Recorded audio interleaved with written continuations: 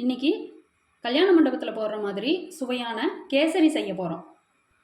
அதுக்கு இந்த கப்பில் மெஷர்மெண்ட் எடுத்துக்கலாம். இந்த கப்பில் அரை கப்பு எண்ணெய், அரை கப்பு கொஞ்சம் கம்மியாக நெய் ஊற்றிக்கிறோம். இந்த கப்பில் 2 கப்பு ரவை எடுத்திருக்கேன்.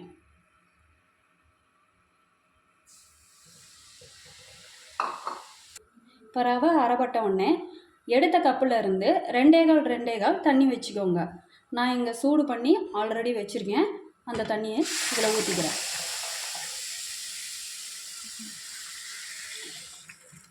நல்லா கட்டி இல்லாமல் கிளறி விட்டுக்கோங்க. கிளறின பின்னாடி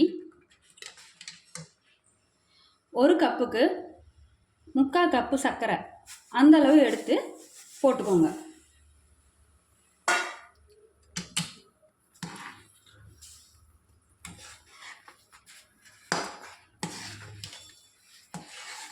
நல்லா கிளறிட்டே இருங்க.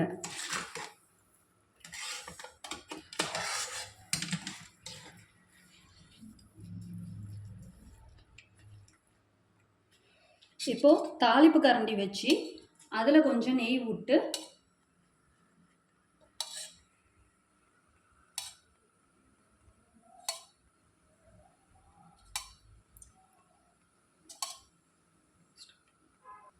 நம்ம பொடி பொடியாக கட் பண்ணி வச்சுருக்க பாதாம் பருப்பு, முந்திரி, அதுக்கப்புறம் இந்த பூசணிக்காய் விதை, இது எல்லாத்தையும் போட்டு வறுத்துக்கோங்க.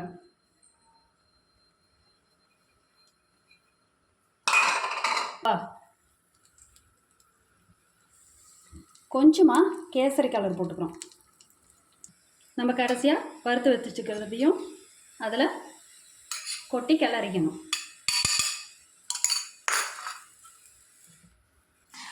பாருங்கள், இந்த மாதிரி ஒட்டாமல் வரும்போது நம்ம ஸ்டவ் ஆஃப் பண்ணிக்கணும். ஸ்டவ் ஆஃப் பண்ணிட்டு ஒரு 2 ஸ்பூன் நெய் மேலாக சேர்த்திக்கோங்க. பாருங்கள் கைஸ், இந்த மாதிரி நெய் சொட்ட கேசரி ரெடி ஆயிடுச்சு.